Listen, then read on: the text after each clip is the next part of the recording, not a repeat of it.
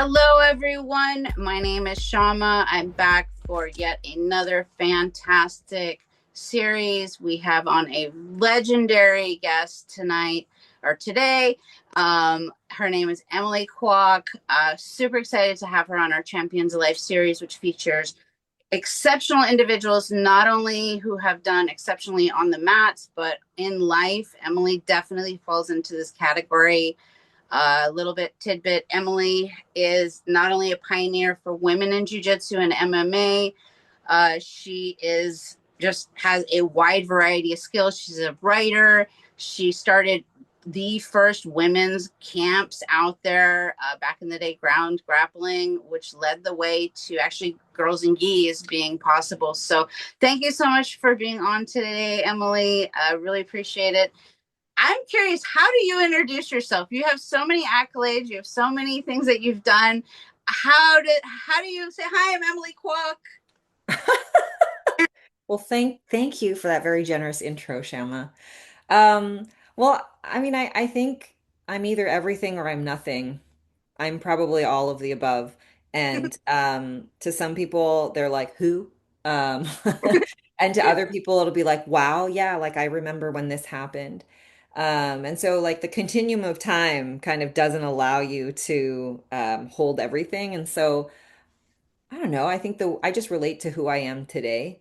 And maybe it's who I've just always been at the basic level, which was someone who just really enjoyed beating the shit out of people. And so like there was just always something very alive for me about doing that. And um my physical therapist says people are what they do, right? So like he's like runners are often always running from things, and he's like fighters are usually always fighting things. And if I go back to some of my earliest memories before jujitsu, I just always fought things for some reason. Um and whether you believe in, Enneagram and all of these like personality descriptors, I always come up as like the challenger or, the person that shifts things. Um, so that's, I just think of that as my dynamic edge. And at this stage in life, I'm still doing all of those things. No, I think it's like boom, spot on there. Like seriously. But it is true. Like when you think like us as fighters, we have always been fighters, at one aspect or another. So I've never thought of that. So Yeah. Well, I mean, yeah, it's like you think about what you are inspired to like keep doing and what you love doing, and sometimes it changes form, right? Like a lot of people are like, "Are you going to compete again? And are you going to do this? And are you going to do that?" And I'm like, "I could, but, there's also different seasons to life, and I've done that, and for me, I feel like there's um other kinds of battles or challenges that I want to take on. And so I'm doing the same thing, but I've just sort of shifted into a different form. I'm curious. So what does that look like? Where has it shifted? Well,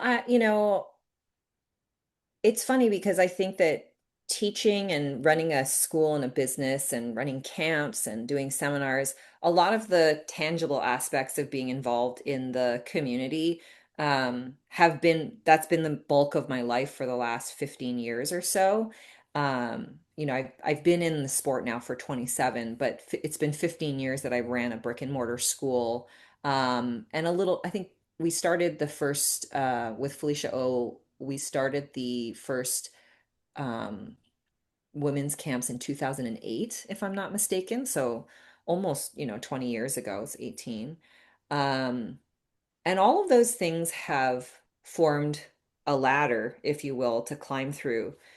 To one, like test yourself, because the impetus when Felicia reached out to me for that first camp was, hey, I don't know if anyone will even show up, but like I was thinking maybe we should try to do something. And we thought that maybe five people would come, and it ended up being 30.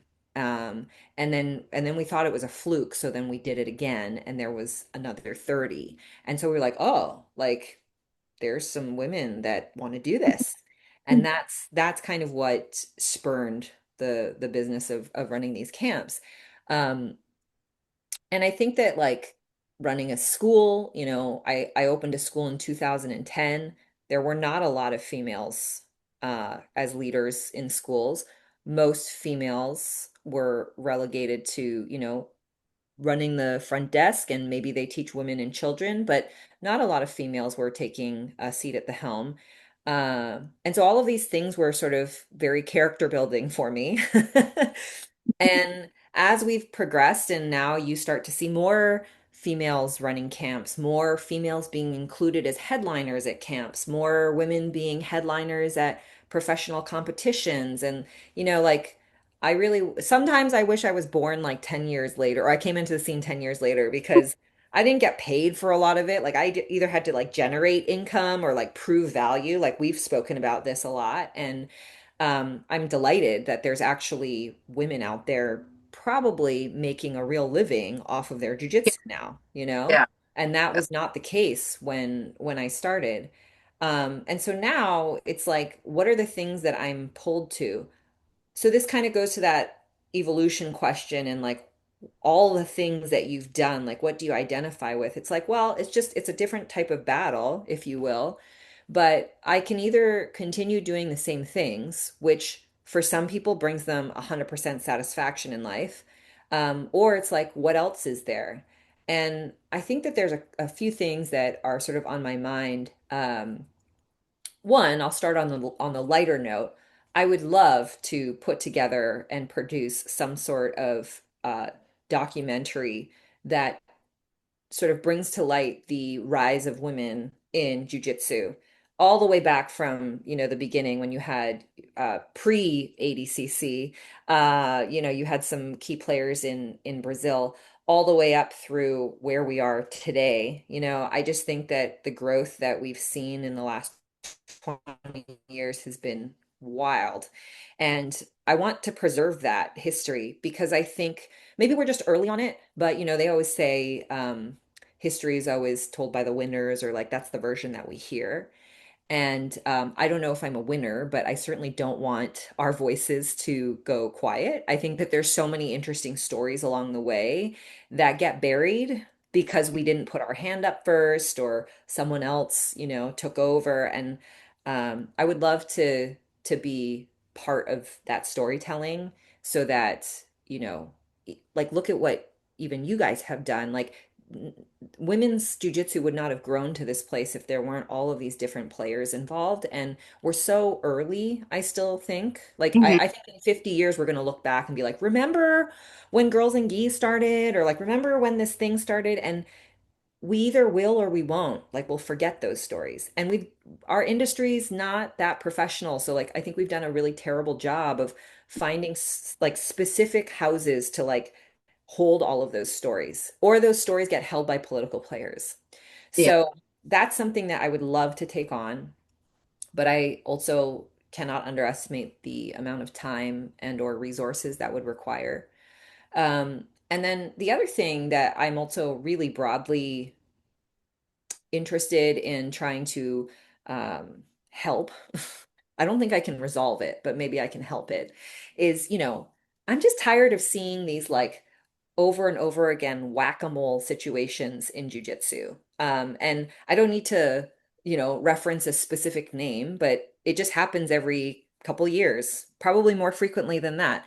There's some other sexual abuse allegation or toxic leadership thing. Somebody's life gets ruined.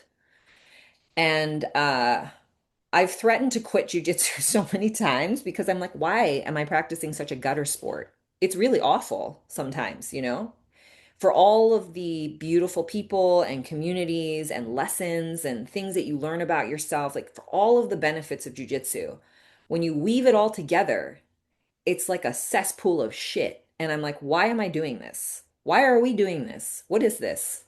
How do we assign value to this? It's bullshit. And so, with the most recent tornado.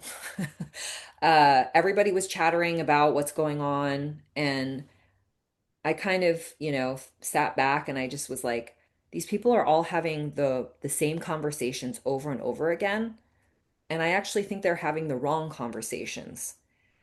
They're probably the right conversations for those people, but Mm-hmm. from my perspective, they're the wrong conversations, or I should say they're the superficial conversations.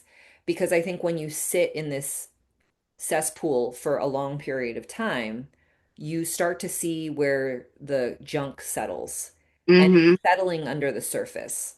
And maybe you need time or perspective to really see what's under the hood. But there are so many things that I think we could spend our time tackling that are less reactive and more constructive. And I do think that if we're really going to make change and better the sport and make it professional, make it something that we can actually feed ourselves off of, and be legitimate, it has to be from a constructive point of view. It cannot be in reaction to all the terrible things that happen. So I know that's kind of a very ambiguous way of talking about culture, but I think I'm kind of inspired to work with all of these like new leaders and new people. There's so many more people practicing jujitsu, and I'm thinking like, what could we actually do if all the right players come out and opt in and we build something better than what we came from? Yeah. No, and I mean, you touched on so many, like so many points there. Is like people like you and I, and those of us who have been around for a long time, we've just been seeing it's a whack a mole, and that's the exact same thing. It's like you shake a tree, here comes another predator falling out. And we've seen it so many time and time again. And a lot of these people who are newer to jujitsu, they are having that very reactive, like, oh my gosh, or yeah. And I feel like this last time, the most recent incident was a lot louder though. And I don't know if it's maybe there's more people that are screaming it than there was before, because I mean, how many times have we seen this, right?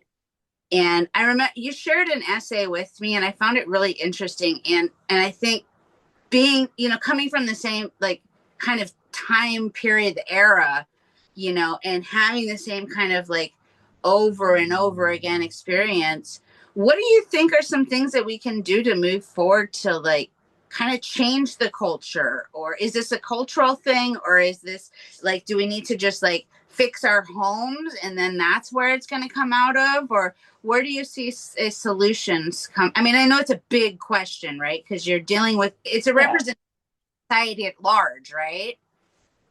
I mean, I think that one of the things that it's just it's how we are as humans.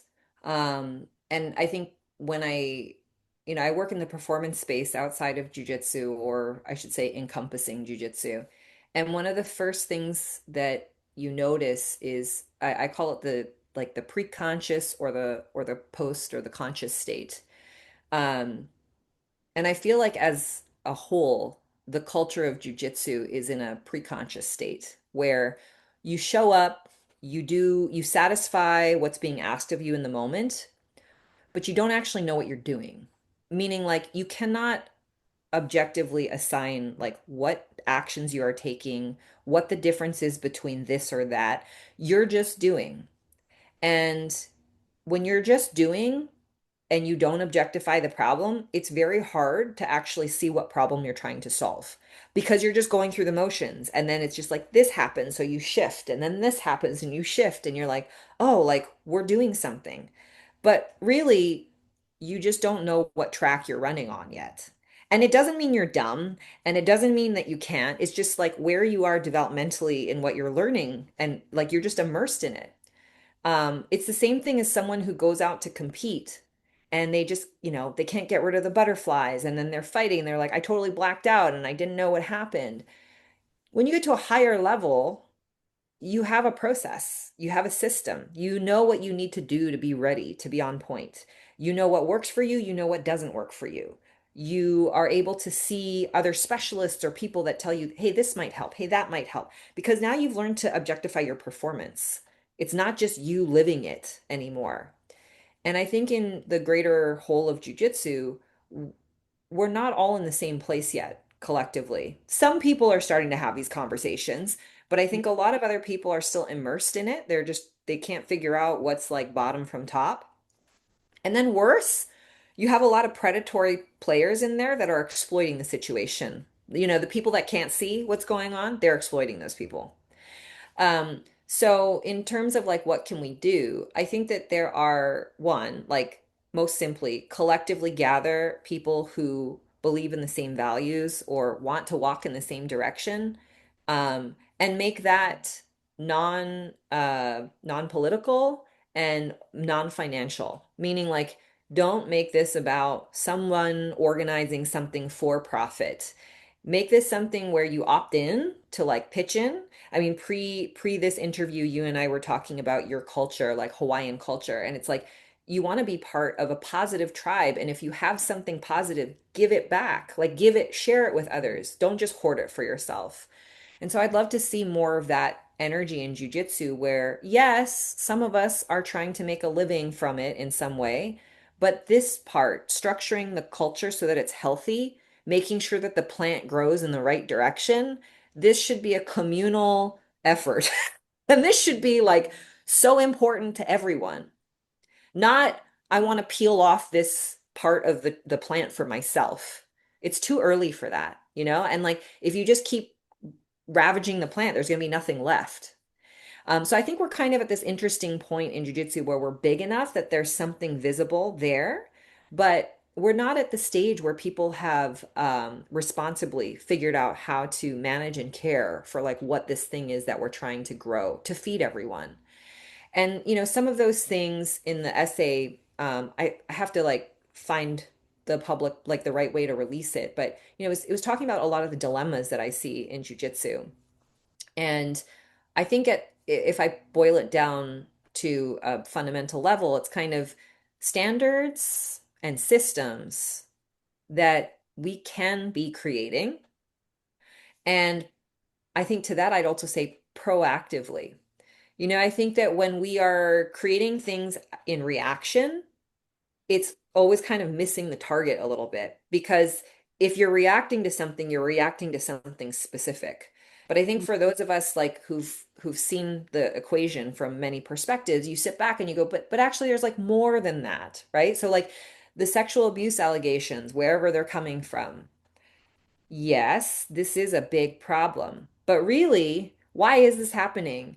Because there's actually an abuse of leadership, which means that there's no standard of leadership, which is also where toxic leadership, you know, you talk about creances and ostracization and cult behavior. This is all the same root structure. But when we get into this cycle of like, oh no, somebody else was victimized and sexually abused, we tend to just narrow our view into that path when in reality it's like all of these are symptoms of what standards do we have for leaders? None. I mean, it's very spotty in terms of how you choose to support leadership. I mean, jujitsu or martial arts schools in general are just kind of funny because you can sort of like arbitrarily like self decide to open up a business and say I'm legitimate, you know? Mm-hmm. And it takes a while before everybody catches on to like what you do.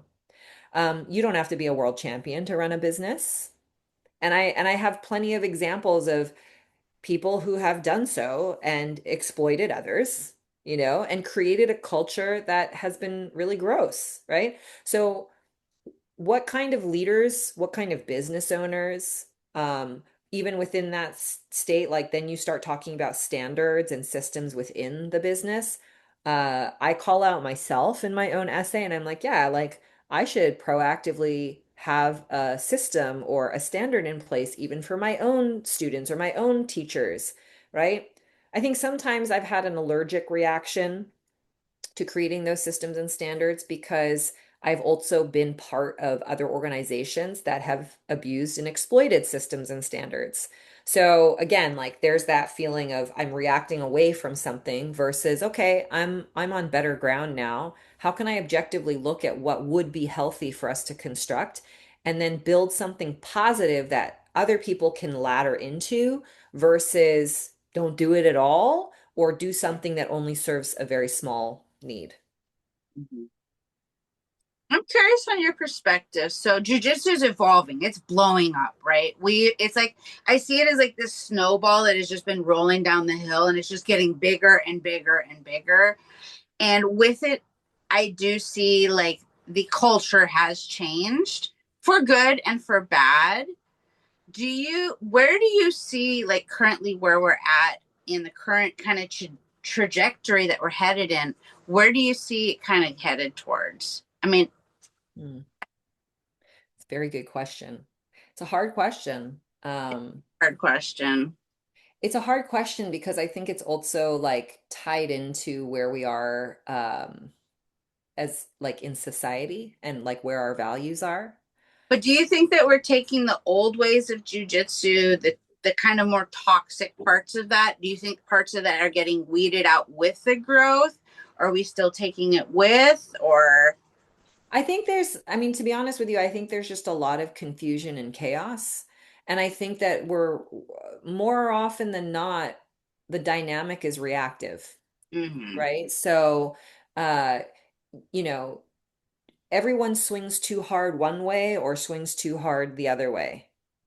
And it would be lovely if we could get to a place where it just wasn't so dramatic, you know? And like this is a different example, but for example, now you have this period of, you could call it the changing of the guard or just generationally, there's more things happening and shifting. And I hear from, some people, oh, like associations and lineages are so dead. And like, who wants to be part of that? yeah, that's what I'm like, yeah. And I'm kind of like, well, are they all bad? Is history, tradition, is this bad? Because when you get rid of history and when you get rid of tradition, what is there? Like, how do you really build culture? You just wash away and claim it for your own all the time? That's not responsible either, right? Like, looking at the people who have contributed to your success and honoring your teachers, developmentally, it's natural for us to reject our teachers at some point, right? You learn things, you imitate things because you don't know any better at first. And then as you get better at knowing those things, you start to say, I'm emboldened to believe that I could create better, or I've learned enough from these things that I don't need these things anymore. I don't need this structure anymore. I don't need my teacher. I don't need my school. I don't need this community. So then you evolve out of it. Maybe you build your own. But a healthy arc would mean you then start to reintegrate at some point. You transcend that dynamic and then you go, oh, but actually coming back to the foundation, like, look at all these beautiful things that I learned. And my teacher has changed shape for me now. I've changed shape, but we are evolving together. Not this, sometimes I get this like very selfish sense today of I don't need to train at this school because I can just learn whatever I want from these 20 instructionals. Why do I need to pay this fool to teach me jujitsu? Actually, I know better. So then you have people that come in and they leech off and they extract and they devalue your culture and they devalue who you are and what you've brought for them and helped them and shared with them. And then they go and they exploit it, you know? And it's heartbreaking when you watch world-class teachers and performers have people come and when they don't like what they hear, because God knows a world champion has a standard, you have to have discipline, you have to work through things. You don't get to just pick and choose what works for you. Today we're in an age where I think people think that there's enough options that if I don't like what I hear, I'll just go find what I do like.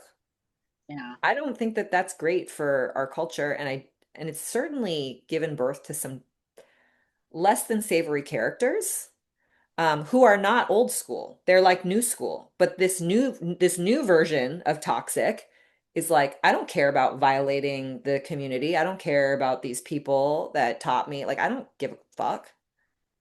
These people, their jujitsu sucks. That community's old. These people don't know what they're doing. I'm new. I'm modern. I'm like, get out of here. I was like, you wouldn't have been anything if you didn't have all these other people before you. Yeah. So so I don't think it's a straight line. There Yeah. are certainly things that should be questioned. There are Yeah. certainly things that don't serve us, Yeah. but I don't think it's a hard. black or a hard white, you know? And I think maybe that's where my perspective is like is starting to head towards is like what does the gray zone look like and how can that be more stable and healthy and sustainable versus I feel like we're always like running to one end of the ship or the other. Yeah. No. I remember there's like 10 years ago, and this is a quote that's like stuck with me. And it was, we were talking about like the evolution of women's jujitsu. And you're like, we don't have the same problems as the guys because there's not enough of us. And I'm curious, 10 years later, are there enough of us now? Are we seeing the same issues? And are we, or has the work that we've done kind of leading into where we're at kind of changed the culture into where we are presently for women? Yeah, I mean, I think I stand with what I but by what I said. And I think that the grounds have shifted for sure, but I still don't think we're where the men are because you still find a single woman in a school, you know, you still find women that aren't given opportunities to teach. Uh, I still get treated like a useless side dish when I'm in a school. And, you know, I had this one experience at Marcelo's recently where there was this guy that was visiting and we were in no-gi class. So, you know, nobody can see what our ranks are. I think I was the only woman taking class that day and Marcelo happened to be the teacher.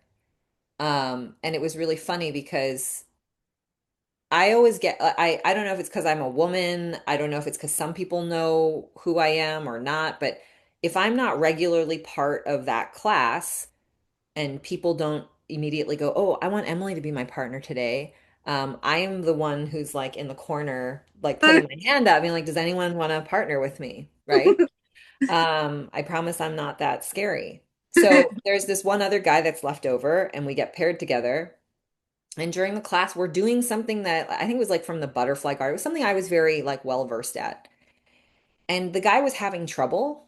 And every now and then I would be like, oh, like I think if you do this, it might help you.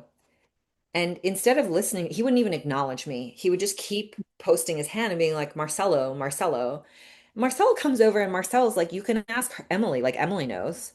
But he just wouldn't listen to me. So I was like, this guy thinks that I don't know what I'm doing. So I was like, fine, I don't know what I'm doing.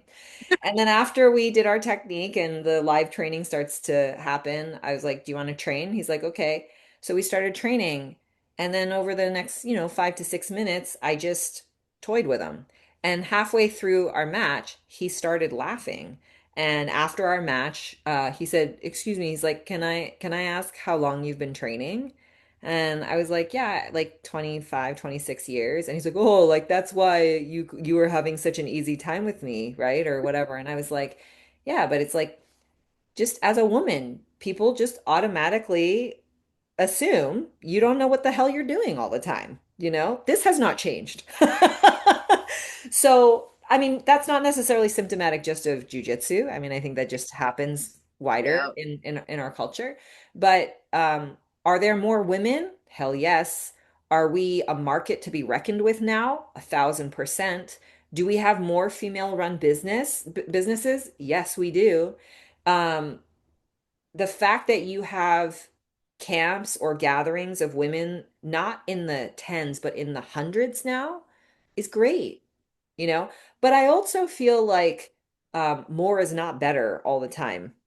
Yeah. Not to say like more women training is not a good thing. I just mean that do we have to gather so many women together all the time to make a point that there's more women training? How do we not acknowledge this in our communities better?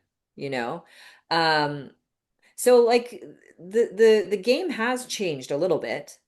Um, and I've heard more than one man say, hey, women and children are where it's at. Like women are really consistent students. They pay, we should target more women. My school has stopped growing, but I have like 98% men. I've completely neglected two other populations. If I invest some energy into that, it will grow, right? So I think there is a little bit more of an appetite for inclusiveness. The Yeah. motives are still mixed, but at Yeah. least people see you now. Yeah. No, 100%. And I know you're talking about like surfing and like wanting to get into surfing earlier. And like, so I think of it as like I've been out there with just like you and a couple other people, and we've been like, dude, the swells are coming. It's going to be huge. Like, this swells are going to be huge. And it's flat as flat. And everybody like, nah, nah, nah, good job, you know? And then now it's like, bruh, it's rolling in. These waves are huge and it's only building. Like, they're going to be monsters. And now everybody's like, oh, wait. And it's like, oh my God, this lineup is crowded. You know, Yeah. but great though, because it's like, we told you, hello. Like, Yeah. Yeah, but then it's like when things become consensus, yeah. it brings the wrong players out sometimes, Oh, right? 100%. And then Well, the kooks come out, and you're like, oh, you weren't here before. But like this goes back to just our motives. I think I am not against people making money from jujitsu. I love that it's an industry that you can at this point, and certainly like I make some of my income off of jujitsu. But if I wanted to have been like a cult leader and exploited the female and or male audience, like I could have done so a long time ago, but it's just not been my jam because I don't really like what comes along with that. And for me, I would just rather see the culture grow and also keep my love for it intact. And mhm. my love, like if I really boil it down to like, why are you doing jujitsu still? Why did you start doing it in the first place? Why have you done what you've done? It just always made me feel super free and alive. And I want others to be able to feel that too. And so, when people are disappointed, I think a lot of the times I think I disappoint people because they're like, why don't you do this? Or how come you don't do that? Or why haven't you done like seven more instructionals? And I'm like, I don't want to sing for my supper. And I have things I'd like to do, but in the right moment, I think the moment will arise for me to give birth to those kinds of projects. And I hope that there's more people that want to do those kinds of things, because they're, I just recently started taking this course in adult development, and it's interesting. Someone in my cohort had said that they took a class with a gentleman who I think was a former Marine, and he wrote an essay, which I have to find, that compared jujitsu to inherently being a developmental vehicle. So like the act itself helps you evolve, you know? And it makes sense, right? Because like the amount of people, countless times I've been told, like, I don't understand why I like doing it so much, but like it just makes me feel really good about myself, or I'm a better person, or like jujitsu saved my life. And there's something so special about what it is that we do. Um, I just wish that we had better guardrails, and I think that that's kind of what I'm hoping we're going to be able to accomplish in this next season, if you will, is people who, without getting super political about this person shouldn't do this and that person shouldn't do that, but like get a counselor, some people together that have their hearts in the right place, where there's actually good, this is another point, educated and capable leaders. I think the other problem that we have is you have self-assigned leadership by people who are just not good. Like they're not mature, they're not great critical thinkers, they're not educated. And by educated, I'm not saying you had to have gone to like Harvard or Princeton. I'm just saying like, are you educated in how to treat people? Like, are you educated in, like what this is? Do you have, whether it's safe sport or not, like any knowledge of what is humane and what is appropriate? We should have that. Like what we do is so physical and it crosses so many boundaries for good and bad. Like we should have responsible, educated leaders doing this and teaching others and setting up a system so that we don't just have renegade, wild, I'm just going to do whatever the hell I want trolls taking control of the ship. Yeah. And I had a couple thoughts, and I'll have to edit that out. I was like, I hiccuped right there. No, but it's it's interesting. Like you and I have been a part. I started in '03, and it's been an interesting like experience. And you talked about it earlier. Like I wish I would have started 10 years later, but I think like and in talking about like how there's something about being a fighter, you have that fight.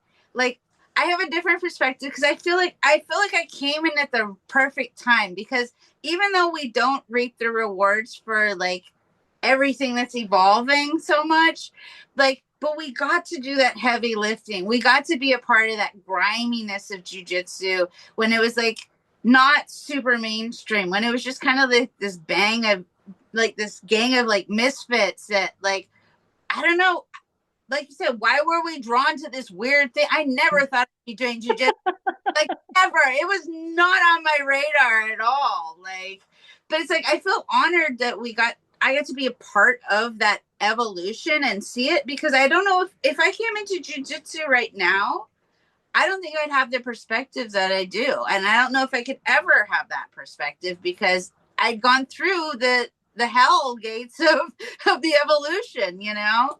Yeah. Well, I mean, I think that the time that we started, you were an early adopter, whether you realized it or not.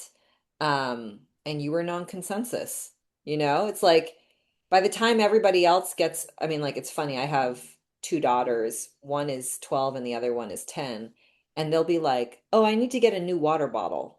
And they need to get the new water bottle because now instead of Stanley cups, everybody wants this new brand of water bottle, right? And it's just like you want to just be like everybody else. But we were not doing it to be like everybody else. We were doing it because we were like, yeah, this is amazing. Like this is awesome. I love this. Kind of like I can't move, but like this is great, you know? So I think that the intentions on some level or the motivations were just really raw and pure. And maybe that's the part of it that feels romantic or expressive because it was so true at the time. And now it's not to say that people don't come with those same motivations, but it's like it's much easier to access. It Yeah. wasn't easy for us to access, particularly if you were a woman. No. Most of the time it was inhospitable and you were kind of being kicked out of spaces, right? Or like people wanted to weed you out. And it's not that way anymore, which is good, right? And so like with time, it does become more inclusive, but then it's like then there's that big G word, the gentrification word. And I remember people saying, "Oh, yeah, like well, when jiu-jitsu becomes mainstream, it's just going to get super watered down and it's not going to be this and it's not going to be that." And it's a hard line to strike because when you train like we did, you're just going to have 25 students all the time, And when you make it accessible for a 45-year-old mom, or, recently I had a gentleman join our school who is retired. He just retired and he decided now was the time to start doing jiu-jitsu. And I was like, that is amazing, right? That's awesome. But that's badass on some level. Yeah. But in the same breath, someone else could be like, "Yo, your jujitsu must be weak then." Like, because if a retired 60-something-year-old can do it, then like I don't want to train there, right? So it's like you have all these different contrasting views around who should or shouldn't be allowed to train jujitsu, who should or shouldn't be allowed to get a black belt. Um, and I don't know that I want to be the arbiter of that. However, I do think it's an interesting discussion to have around like, well, what are our standards? Your standards, my standards, the culture's standards, like what should be the baseline? Like you hear a lot, some people have a very strong opinion. Like if you don't meet my standard, you should never get black belt. Maybe you should always be a blue belt. Maybe. And I'm not saying that that's right, but what I am saying is we should have these conversations because right now we just sort of like, I guess, resign ourselves to either the IBJJF or someone else telling us this is the way it should be. And God knows, like, I've competed in a ton of IBJJF competition, so this is not me trying to badmouth what they're doing. They're trying to organize whatever power they have. Um, but it's also a private power, right? And like maybe the conversation at this point should involve more voices because it's not just them, right? And like and what rules are we living by? And to keep it cohesive as opposed to everyone kind of splintering and then just making their own organization or doing their own thing, I think we could just be more evolved about this. Do you think we can though? Do you think we can all come together? I mean, maybe yes, maybe no. I think I question, I mean, look, without making this like super political, it's like you look at the state of this country and you look at the divide. And then you say, where are the charismatic, capable leaders to mend the middle, right? Hmm. Because I don't care if you're on this side or that side. The fact that we are so divided is just a terrible thing to me. And actually, I find a lot of the times when I speak to people on the other side of the bridge, it's like our values are quite similar. We are just approaching them from different standpoints. And so then I ask, like, well, what would it take for us to meet in the middle and build that more? I think we have a lack of really good leaders, or the really good leaders don't want to get involved in the messiness, right? They feel this is like too big of a challenge to take on. I don't want to risk my life doing it, right? But like I've spoken to plenty of intelligent people in jiu-jitsu. I know you have. And I don't know if it's like we elect people, we nominate people, we encourage people. I'm not sure. But I feel like if you had the right group of humans involved, we could inspire each other to build something better, right? It's just the burden of trying to do that on your own, I think nobody wants. Or we leave it up to some of the psychopaths that will. Yeah, I know it. That's the truth. That's the hard truth. Well, Well, what and would you like to see? I mean, what would you like to see from your standpoint?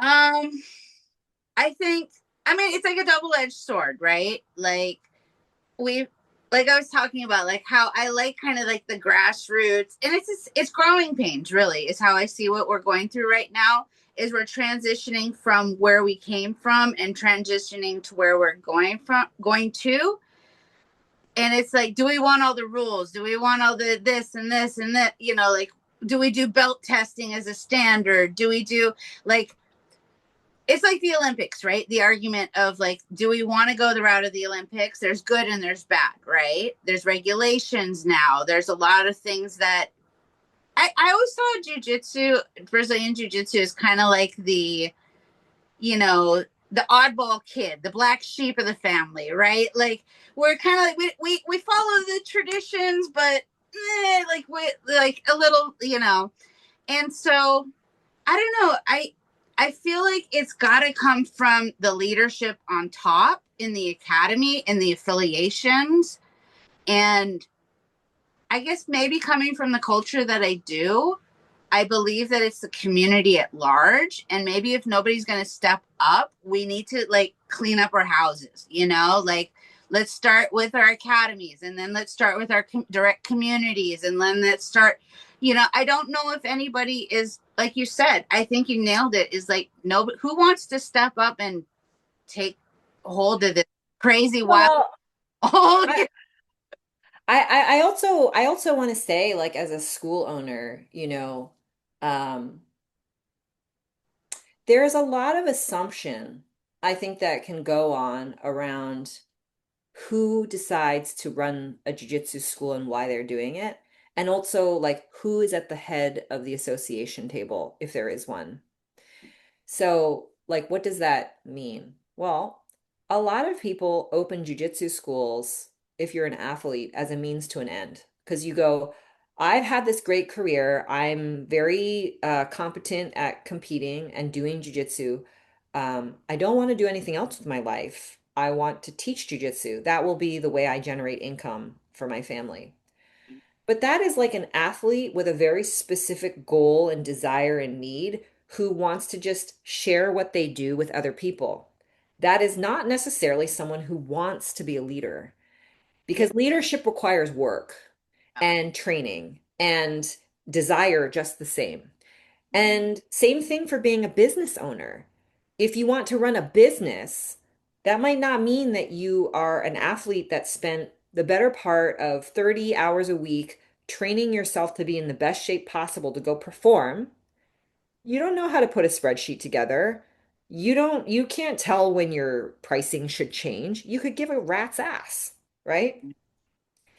And then you have like people like myself who somehow got stuck in some weird middle triangulation of like, well, I kind of like doing these things sometimes, but gosh, this is a lot, you know? And then it's like everyone wants more from you. Yeah. Everyone feels like you need to show up for them. Everyone wonders why you can't do more of X, Y, Z. And then you go, well, I actually didn't sign up for that part. I didn't know, right? And so, how many hundreds or thousands of people who That is run schools are like, I just wanted to share what I do and put a roof over my head. What do you mean I have to be responsible and care about what happens? You know? yeah. And so No, this is a dilemma because um are they the most capable people and should they be the people that sit at the council or sit with at the table? Maybe. yeah. Maybe because maybe they know more or maybe they're in charge of these pods of people all over the world and they kind of self-elected themselves into these positions. Maybe. Or are there other people? I don't know. Because, along the way, I've met a ton of people who are students in schools, and these students are not the owners and they're not the head teachers, but they certainly love and contribute to the culture of what their school is, Mhm. right? And so I don't know who the right people are, but I just wanted to say that piece because I find myself there all the time. I'm just like, what do you mean I have to do this? And maybe because, the part of me that is the overachiever will be like, yeah, I think I can. I Yeah. should. And then to be honest with you, Shama, I end up feeling like I just do a bad job of important things because I can't give it the attention that everybody else wants me to give it, right? Like I can only do what I can do. And um fundamentally, I feel like, Emily, that's not good enough, you know? So like there's so many frontiers of Emily, that's not good enough. No. And then I think, okay, like this is a dilemma. This is a problem. So how many other people are like me that are in the jiu-jitsu world that are like, yeah, I want to do something good and I want to build the community. I want to bring it together, but it's like we don't have enough hours or skills or hands in the day to make it happen. But I do think that, there are people out there that feel the need to rise to the occasion. And I feel like the timing is coming pretty soon where some of these people are going to start coming together. Well, and I think it's like, and I think like when I say clean up your house too, it's like, and again, like you said, not everybody's coming to jujitsu with the business background, with the leadership background, and it is a natural transition for athletes, you know. But it's like setting up. I don't. I guess for me, I think about myself. Like when I started taking on girls and geese, I had zero idea how to be a leader. I had no idea, and I was like, I just want to do administrative stuff and make these events happen. And I like, don't look to me to be your role model. Like, no, I'm just here clicking behind the computer, right? But I feel like for me, and maybe that's just me as who I am, but I felt like that role came with the sense of responsibility of being a leader. And it didn't mean like, look at me, I'm the leader, look at, like in a culty way. It meant like, okay, maybe I need to be more accountable of myself and like how I interact and in my intent, right? And in interactions with people and just like being looking to self improve. I feel like it helped me become a better person once I realized the importance of that leadership because whether I wanted to be that leader or not, I mean, I remember when I was a brown belt for 8 years and I had this discussion with my friend. I said, I don't want my black belt. It's too much responsibility. It's like, because I'm thinking in the old days, right? The black belt is this huge thing. But then my friend looked at me, she said, Shama, you have way more responsibility than most black belts. And I went, oh, yeah, but it's the same concept where it's like, we don't ask for this, but it comes with it, you know? Yeah, and something else that I've thought of is like, yeah, like what could we do to actually support people who find themselves in this situation, right? Like they didn't realize that they inherited all of this stuff and they feel a little bit ill prepared to do it. Like, well, yeah, what about that? Like, why don't we have courses or gatherings or, resources to help people that want to do good and are doing good but want some more information on how to be better, right? Or just supporting them. So, these are not sort of proposed solutions that I would have thought of 10 or 15 years ago. I mean, I'm thinking of them now because the world has gotten bigger, right? And we've matured. And we've also seen, oh, yeah, like there's a big gap and there's a big hole here. Um, and so I think like, maybe one of the more beneficial things that I can do in jujitsu is not just be at the front of the classroom every Tuesday night or whatever, it's like I can see things that a lot of people can't see. Like there's a lot of people that want to be at the front of the room and they should be because developmentally, like that's what they should be doing. They need to learn and teach what they've integrated and internalized over the years, and they should do that. And like, I'm quite excited at the thought of like, yeah, so like, how do we stay alive to and stay dynamic with what's happening on the ground level, but then also see like where are the gaps and the holes and the bridges, like what can we be constructing to make this better for all of those people? Because it's not just us anymore, Yeah. right? I remember when the IBJJF came here in 2007, I would say like a lot of growth has happened because of that, right? So now you start seeing it developing in all sorts of countries around the world. It's like, okay, great. So what should we be doing in service of that? Not in service of the IBJJF, but in service of Jiu-Jitsu is growing around the world. Yeah. How do we make it better? How do we Yeah. make it so that it has a positive reputation and it doesn't go down as this like weird, obscure pajama wrestling that sometimes perverts get involved with? It's like paid pervert time. No, let's not do that. But that's what it becomes. I think that is the question. Right? So it's like and something else that I'd sort of like unearthed or discovered was and I am at fault for this as well. When we don't have proper systems and standards in place, we default to the human. We default to the person that we think should be in place. Well, Yeah. how flawed are we as humans? Incredibly. Everybody is fucked up. You know, everybody has their own weird thing, whatever it is, like we're all going to judge each other for this one, two, three, four, five weird things that you do.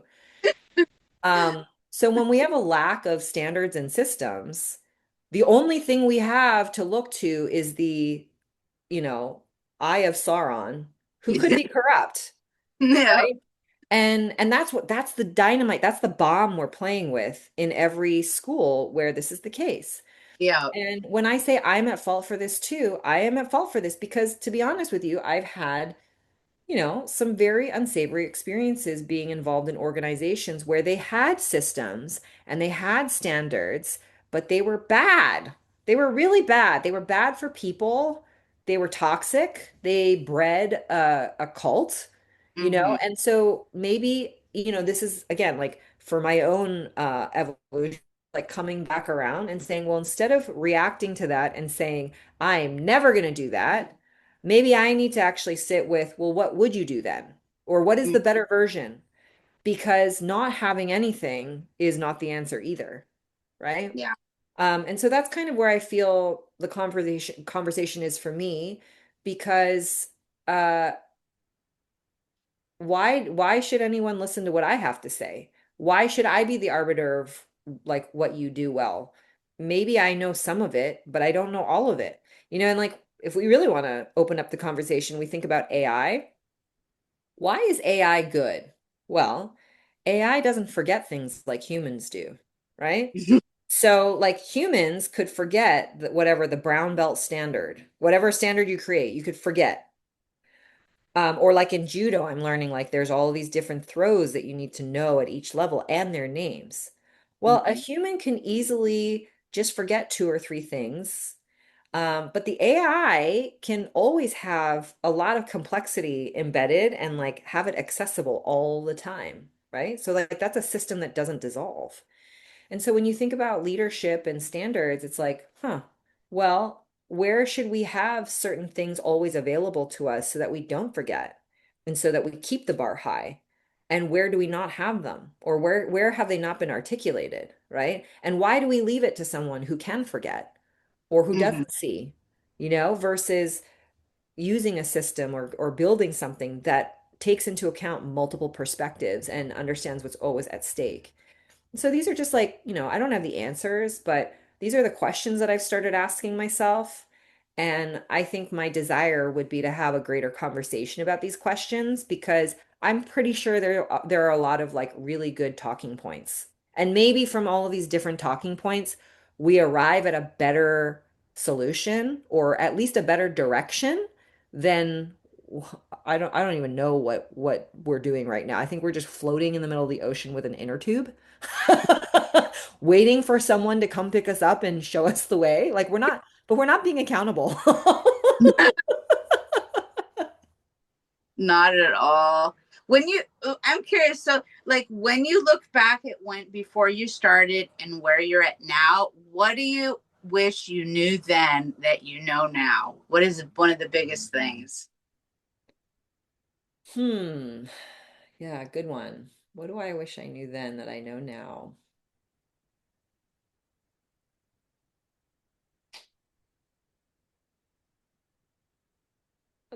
Maybe there's two things. This one sounds a little pessimistic, but um everyone that opens their doors to you is not your friend, you know? I didn't realize how many people were going to exploit me in weird ways. People who turned out to be evil. And also some people that were just, had their brains in the wrong place. Um, but just I think a lot of disappointment over the years around like, oh, I thought we were building something together. I thought I was part of something. And then I realized I wasn't. And then on the back side of that, or maybe just on the same coin, like how much you really have to own your own path in this and your desire in this. Um, I think it would be fair to say, even though externally it might have looked like I knew what I was doing, I didn't know what the fuck I was doing. I was just doing it, you know? And I think we're at a point in the sport where people who can express the desire, I want X, like we can make that happen now. I was part of a generation where I don't even think I knew that I could expect or want anything. I didn't even know the world championships existed when I started jiu-jitsu. I was like, "Oh, really?" And then when I went, I was like, oh, like this is a thing. So when you can name it and you can say like this is what I want to do, I think we can just be so much more successful getting there. And I wish I knew to do that. I think maybe I could have, I don't know, like been more successful. I could have done more, but I sometimes I'm just like I end up where I end up and I'm like, oh, like it's so interesting that I did all these things, but I never really set out to do all these things. I wish I did. And so maybe that's another part of this arc, which is in this next phase. What if I set out to do this? Like, what if I set out to accomplish X and I'm not just along for the ride? Yeah. I'm curious because you, like me, have had so many different phases where we were the athlete and then we were, doing the camps and the academy. And like, did you have a hard time? And this is for like the girls that are following behind us, transitioning from these chapters. Um, hmm. Yes and no. I mean, Marcelo gave me a good boot when I was ready to have kids.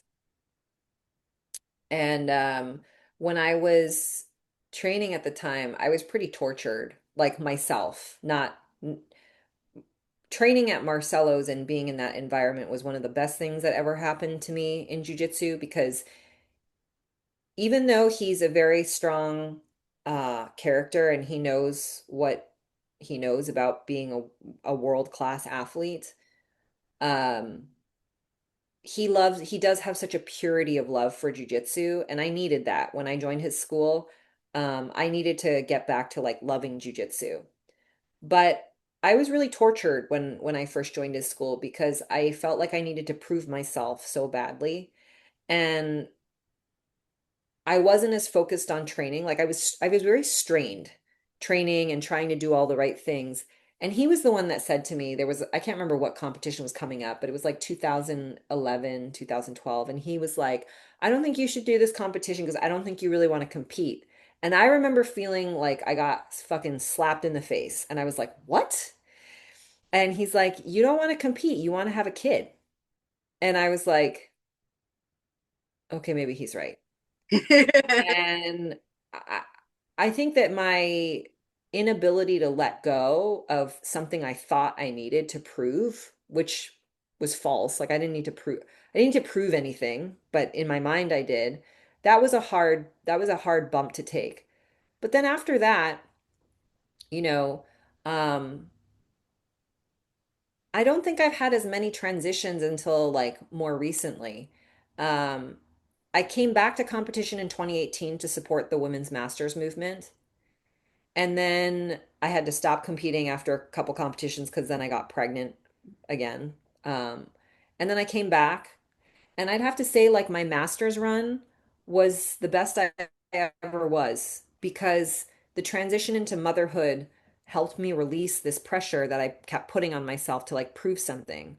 And I think when I was competing in masters, I was much freer as a competitor. I'd worked on myself a lot, and and I was just grateful to be able to go do it. And as a result, I think I competed the most successfully that I ever had. And it was not for lack of strong opponents. In fact, I think in the masters divisions, you have people who are so, they could be doing something else. They have the money, they have the lifestyle, they could be doing anything else, but they decided to be there. So it's like, it's a different kind of quality to those matches. Um, and I think I fought 5 or 6 tournaments and I won every single one and I didn't have a single point scored against me. And then it was like, are you going to do the next thing or whatever? And I was just like, I don't think so. And it was like, why am I going to go do this again? Because I've been doing it for a long time. And I'm like, what am I proving to myself at this point? Or what am I proving to others? Why do I need to do this? And what would I rather be doing? I take so much, I take competing seriously. So like I'm taking time away from my family, right? And so I was like, I think I'd rather do that right now. And so that wasn't a hard transition for me to make as much, but I think I've always felt like it was hard for my ecosystem or my students to accept because a lot of times if I was competing, other people would be competing. And when Emily didn't want to compete, it was like, oh, was that a letdown or did people feel like the wind got taken out of their sails? I'm not sure. Um, and then there was the move to Costa Rica, where I wanted to transition to, again, spending more time with my family, leaning into some of the other work that I was doing. And I think that was also like a transition that was challenging for maybe my students. For me, um, I didn't fear, you know what? Let me rephrase this. My biggest fear was disappointing people. And I think that's always my fear. So when you talk about like changes and transitions, um, personally, I always feel like I'm driving towards the edge of what is exciting for me and what I'm most inspired by. But I think that the hardest part for me is knowing, um, I think it's just a hard fact. I will disappoint people. And that feeling feels bad because I don't want to disappoint people. But I also know that this sounds like very crude. It's me or them. It's like I either have to go live my life because it's my life, or I'm living my life for everyone else. And maybe some people choose that, but like I'm not here where I am today because I was living for everybody else. And so call me selfish, but I think that that's the thing that I always have to reconcile, right? Is like the transition is more so feeling like I'm letting down the people that have been on this part of the journey with me. And it's not because I don't love them. It's just because, hey, here's this new adventure, right? No, I completely identify that with that, and that's kind of why I came home. Is like I was living in Austin, and look what Austin became after I left. Like literally. And but it's like I think you would get to a point where, especially when you've had jujitsu such a big part of your life for so long, that you forget. Oftentimes, it's intoxicating, right? Jujitsu, and it can become your entire world very, very quickly. But we have other aspects to us, and we forget that because we're just so drunk on jujitsu, and that's all we want to do. And I don't know. I think we get to a point, and some people say it's at the black belt, but I think it's maybe sooner for some, where we realize, jujitsu is just always going to be there. It's a part of our life. It's a part of, who we are, as our identity, but it doesn't have to be everything. And you don't want it to be everything anymore. And you want it to just be that's a little compartment to what I do and a little compartment of who I am. But there's so much more out there. And I think that's probably the natural progression for a lot of people. Um, I mean, I think developmentally that's the arc, right? It's like being stuck in high school your whole life. it's And true. um and that's not to say like for some people the only thing that they ever have wanted is to make jujitsu 100% of their life. And if that's your goal, I fucking love that for you. Absolutely. Um, just like some people, they have children and then it's like nothing else matters. And I'm at this weird stage where probably sounds terrible, but I was like, I didn't realize I would enjoy being a parent and like living in chaos so much, right? But like it's intoxicating to see your children grow. And and it's saddening for me to feel like, do I go train another like 15, 20 hours this week because I need to win this gold medal that nobody really fucking cares about except for me? Or should I go watch my kids be humans? And for me, not for anybody else, but for me, this is time I cannot buy back. Mm-hmm. You cannot assign a number to what we get to build together in this season of life. Um, and so for me, it feels like jujitsu is a wonderful part of who I am, but it's not all of who I am. And it can be suffocating when people think that that's all that I do and that's all I want to be. So, I say that because I think that there's a lot of people who may feel in reverse. Maybe I need to make jujitsu bigger. Like maybe I'm not good because I haven't devoted everything in my life to it. I'm like, no, it doesn't have to be that way. It's something that we do. It's something that you should openly and willingly want to participate in because jujitsu is hard. Like that's the other thing people don't realize. It's like a really difficult activity, right? And so if you're going to show up and do it all the time, um, you want to be in love with it. Oh, well, because then it's just why bother, right? You can't go through the motions with it. Um, No, you can't fake it. no, no. And so, I think if there's anything that I've learned at this point in life, it's like giving yourself permission to make these shifts and these changes. And maybe even more so, like when you're in a position of leadership or people look up to you, it's hard because I said when I moved from Vancouver years ago that I never wanted to allow my environment to define me. And there are moments where I do feel that way, and then I'm just like, oh, like got to get back to the place where you define the place you want to be in, you know? And I think for leadership that can be hard, right? So like that kind of just circles back to everything else we were talking about. And it's like maybe taking pressure off of the individuals can happen when we decide proactively to create better systems and standards.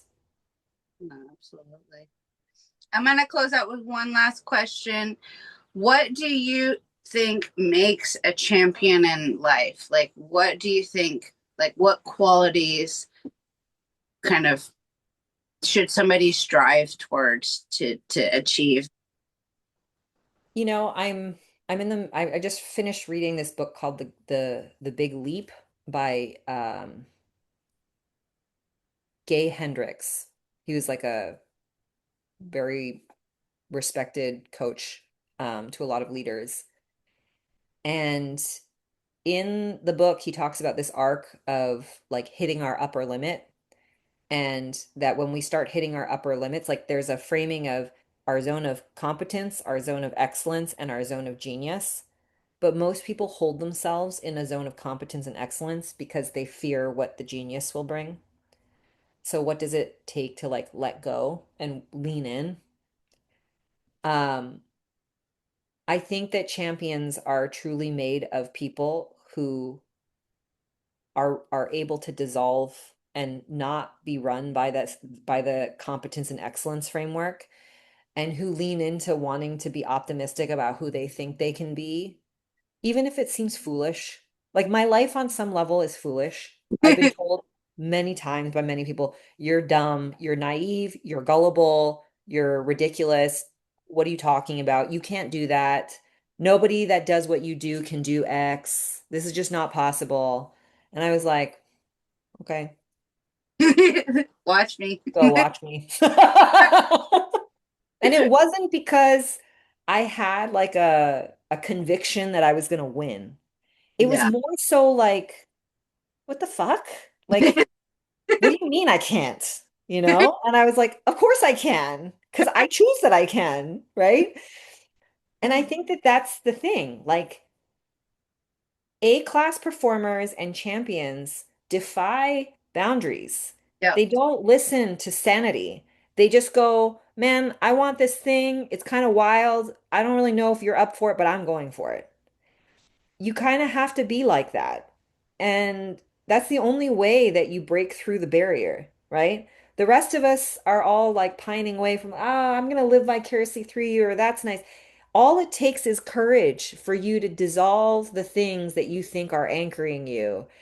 And you just have to be willing to optimistically believe that something wild and crazy can happen in your life, and it will happen. Um, I'm not here because I'm good. Like I'm by far not the best technician in jiu-jitsu. I'm just really stubborn and I'm kind of crazy, and you put me in a ring and let me attack people and I'll just go do it. But like it's not because I was gifted with anything. And so we could get into like my whole adolescent psychology another time, but there was something broken in me, I think, when I was a teenager. Foundationally, I think because of the way my family relations were, I did not have the safe, um, trusting, supportive type of family environment. Like I wasn't like abused or anything like that, but my parents were very emotionally unavailable to me, and they were immigrants. Like we just didn't see eye to eye on a lot of things. And so when I was 14, I think I kind of emotionally emancipated myself from my family, and I just had to grow the fuck up. Um and I think because I did it at such a formative age, it rewired me to do things that probably only crazy 14-year-olds would do, and not like a sane kid who was raised by family that was like, we'll support you with everything. Like, I was 14 and the ground fell out beneath my feet, and I was like, oh shit. If I don't figure out what I'm going to do to survive, I am not surviving. And whatever that wild ass instinct was, it created this dynamic in me where I just don't give a fuck. Like if I want to do it, I'm just going to go do it.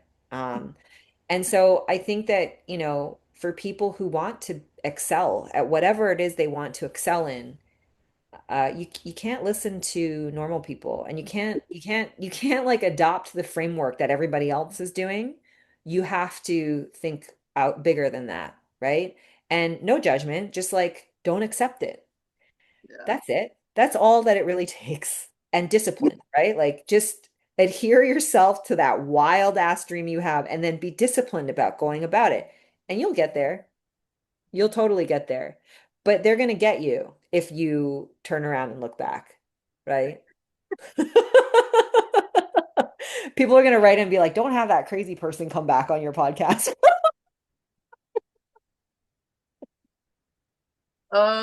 No, but it's so true. Like it's so true. You have to believe it, like to your core, and just like, I mean, that's how I got here. Like so many people are like, "What are you doing? You're crazy. What? That's never gonna work. No, nobody's gonna show up." And then she's like, whatever, you know. I was just listening to I grew up in the 90s on the West Coast, so like I'm a big grunge fan. And I don't care what you think about her. I think Courtney Love's kind of awesome. And so I was listening to this podcast of her on Billy Corg, was it Billy Corgan? And she said this, and it's so true. If you believe in a plan B, that's what you're going to do.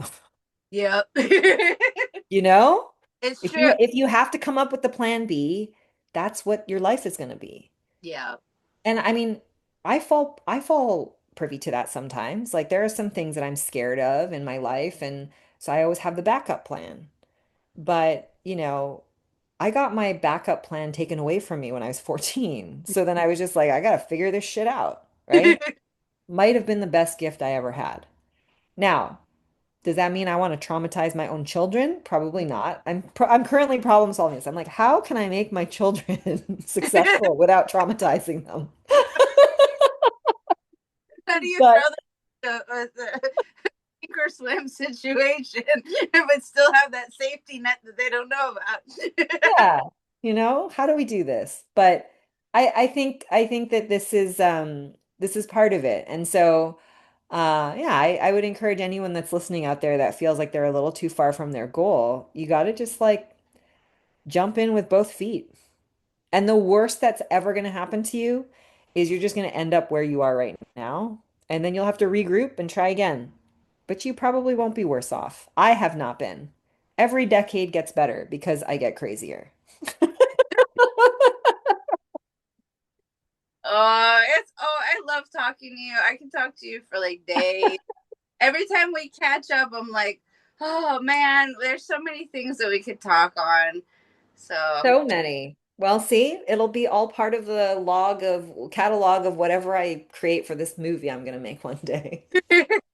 no, but I think you're onto something. I know there's a couple women that tried to do it, but I think now is the time. I mean, just starting from where we are, to where we're at now. I mean, look at the opportunities these women have now. These are things we dreamed of that they'd laugh at us and go, haha, yeah, yeah, sure. Yeah, well, I remember when I watched ADCC some years ago and I saw, well, first they had all the women's divisions, but then they had like track suits and it was like this huge thing. And I was just like, man, you know what I had in ADCC? There was a black and white photocopy with our pictures pasted on there, and people were getting mugged, you know? And nobody was in the audience. Nobody wanted to watch ADCC at that time.